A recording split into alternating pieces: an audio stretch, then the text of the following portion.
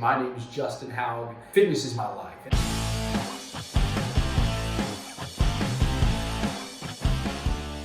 I grew up in a small town called Columbia, Pennsylvania. It was very community-based, but there was also a lot of action, and it was a really interesting place to grow up. So when I was a little guy, I wasn't super healthy. My family was not extremely healthy. I got into wrestling, I guess, when I was 8 or 9. Really fell in love with it. I wasn't super good at it, but it's kind of what got my body moving. Actually, I started because I thought it was like WWE wrestling.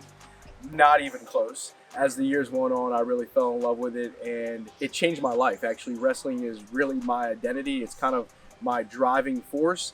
And what I always enjoyed about the sport was that I always got out what I put in, right? And it was a solo sport. So if I lost, I couldn't blame it on someone else for not showing up and doing the work.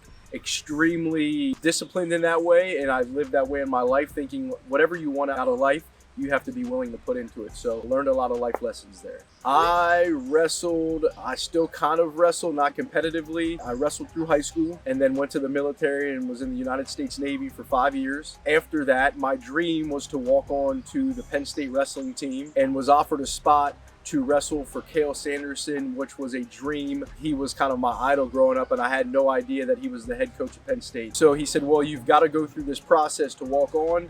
And I went through a few week process, and at the end was offered what they call a walk-on spot. So I left to join the Navy and went to boot camp about 23 days after graduating from high school. I knew that I had to kind of get out of the environment that I was at. I had a really interesting, difficult childhood, if you will. And so I wanted a different opportunity for myself. And no one in my family had ever gone to college. None of them had ever gone to the military, and I got in. I did extremely well. I did 4 tours in 5 years. Djibouti is where I spent most of my time. I only spent 13 months in U.S. soil and was exhausted after that. And also, I kind of found myself. You know, that's why I was looking. I got out of this home environment, realized that I was maybe smarter than I gave myself credit for. I just assumed I couldn't go to college because no one else had ever done it. I applied to Penn State and got accepted on my 4th deployment. It was one of the most emotional days of my life, actually. My military experience means everything to me. I'm extremely proud to be a veteran and to have served the country. In fact, I wear my dog tags every day. I was in a helicopter accident in Djibouti, and so that completely changed my life and how I look at life. Proud in everything that I've done since then. I always think life is like the butterfly effect. Getting out, I wouldn't have been able to go to Penn State and use the GI Bill. So I was able to go to Penn State, wrestle at Penn State as a result of my military service, which is also where I met my wife. So really grateful for that opportunity. Down the road, had opportunities to use the VA home loan. So we bought our first house in Oregon. We bought our dream home in Durango, Colorado. And I can say definitively that we would not be able to have lived there if it weren't for the VA home loan. And actually, I don't know why I forgot about this one. Because I went to Penn State and was a veteran, because I was studying park management, natural resource sciences, that there was a program at Texas A&M University, and they said you had to be a veteran and you had to have studied recreation, park, and tourism science. So what are the odds? How many people would have been able to compete for that? I think there were only like 7 of us at the time, and I flew down, interviewed extremely well, and was accepted that. So I got my master's degree as well from Texas A&M by default because I was a veteran and prior. So everything kind of happened in my life as a result of my military experience. So fire, search and rescue, they're kind of 2 different things. When I was at Penn State, one of the things we had to do was a pre-internship one summer and an actual internship the next summer. And so in the summer of 2013, we had recruiters come by through the SCA and they said, hey, we're looking for specifically veterans who want to do wildland fire. And so I used that as my pre-internship, and I went out to South Dakota and spent a whole summer out there doing wildland fire and going on actual fires out there. And you're working for 12 to 16 hours a day for 14 days straight until you get that next day off. That's where like fitness was so incredibly important, right? Because it could be the difference between life and death. And so a lot of my cardio from jump roping obviously played a role into my physical fitness out there on the fire line. I did in my actual internship in Grand Teton National Park the following summer and was an interpretive ranger, which just means like taking folks on guided hikes. And I started to get really well versed in the mountains and fell in love with spending my time hiking and climbing.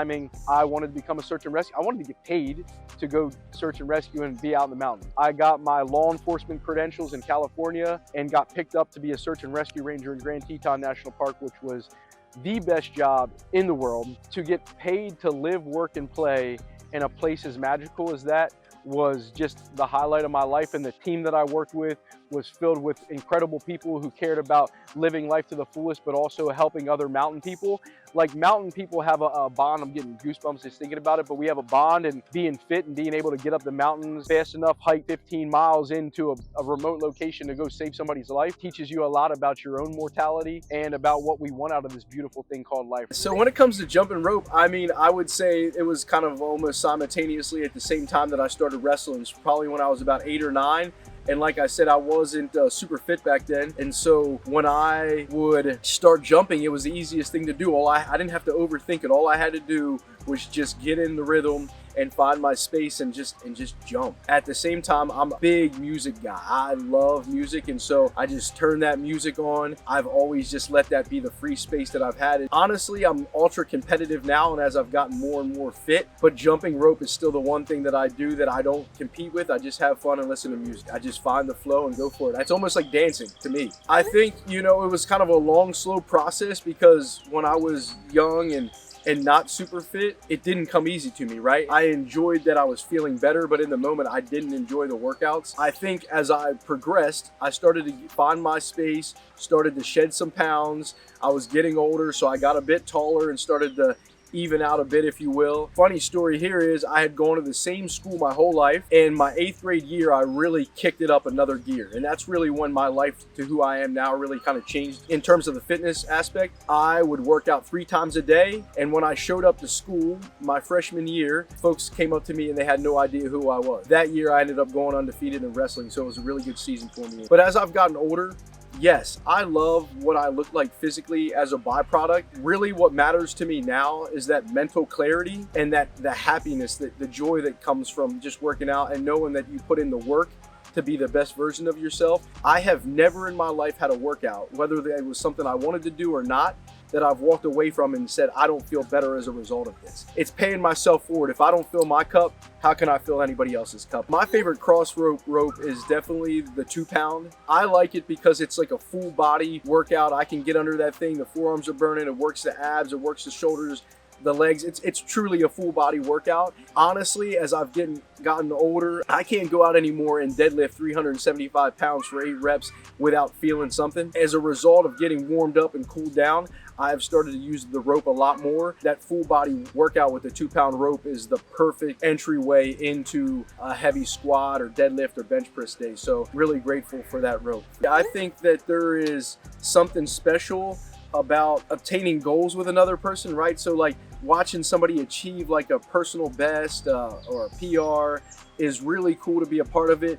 And it's also easier to get out together and do something like, even if it's not ultra competitive, you're just working out and you're watching the other person, your subconscious is pushing you to be slightly better that day, right? Because you know you're not only showing up for yourself, you're showing up for those other people that are there with you in the gym. Life is best when lived with other people. Like, let's just be honest, it doesn't matter what it is. Life is always better when shared with other people. So I think if you're not pushing in life, to me, it's like, life is so short and it's meant to be lived. Like whatever I do with my time, whatever you all do with your time, you should do it because, in my opinion, aim to be the best at it, right? Is it going to be perfect? Maybe not. But I think whatever we're doing, we should always give our full self to it. With fitness, my goal is to hit for 5 rounds, 8 reps, 315 on the squat this year. I've done a couple half marathons. I ran my first one 2 years ago. This year I'd like to run over 15, get one run in over 15, but not in a formal fashion. I've also got 3 14ers, which is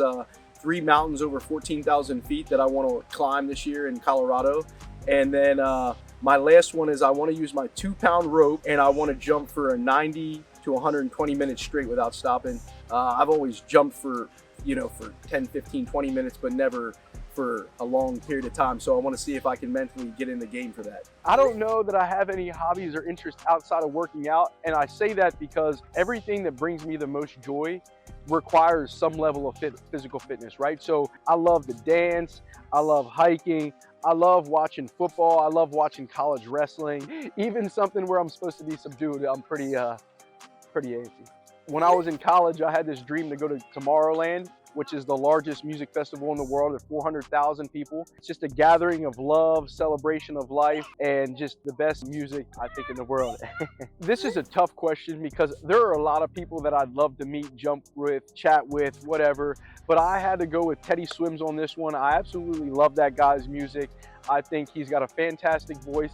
And the thing actually why I'd want to jump with him is because every time I see him post something on social media, he seems like the happiest guy, and he's always sending like love, hugs, and positive vibes. So like, that's my speed. I just want to be around good people who just care about life and being authentic and creating relationships. So Teddy Swims. I'm jumping with Teddy Swims. Yeah, the coolest place that I've ever jumped rope has to be on the flight deck on deployment of an aircraft carrier. I mean, that's pretty awesome because sometimes they shut down flight operations just to get things tuned up and in line. So you'll get a day of reprieve every now and then, and they'll let us go up there and get some sunlight. Not every time, but it's pretty magical when you're up there jumping and you see a school of dolphins just jumping in the wakes. The water is absolutely gorgeous. So really cool opportunity to do that. Oh, when I think about my fitness journey, what's the one thing I'm most proud of? That's a great question. I would have to say, man, it's just the way I show up in life. I think it's everything I want to do is based around being physically fit, whether it's actually working out or whether it's hiking and climbing with my wife or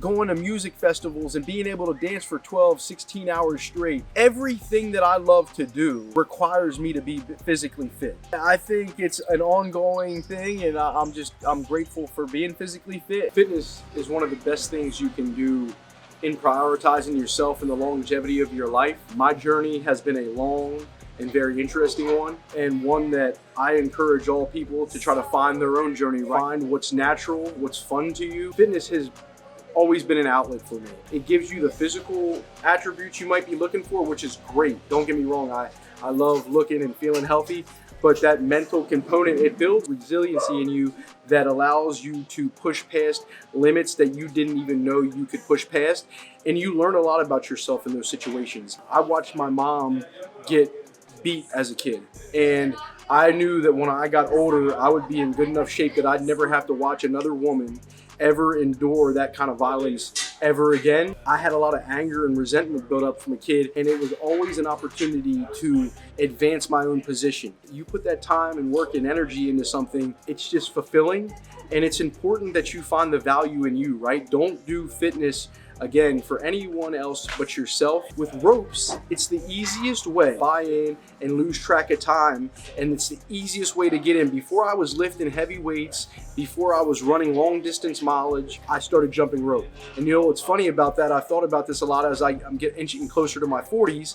I realized that it might not be as sustainable as you think to push that kind of weight, but I probably and most likely will continue to jump rope into my 60s, 70s, and 80s. So it's the start of my fitness journey, and it quite frankly could be the end of my fitness journey. So look into Crossrope, look into jumping rope, and do anything that keeps you physically fit and wanting to move and have the healthiest life you possibly can for as long as you can have it.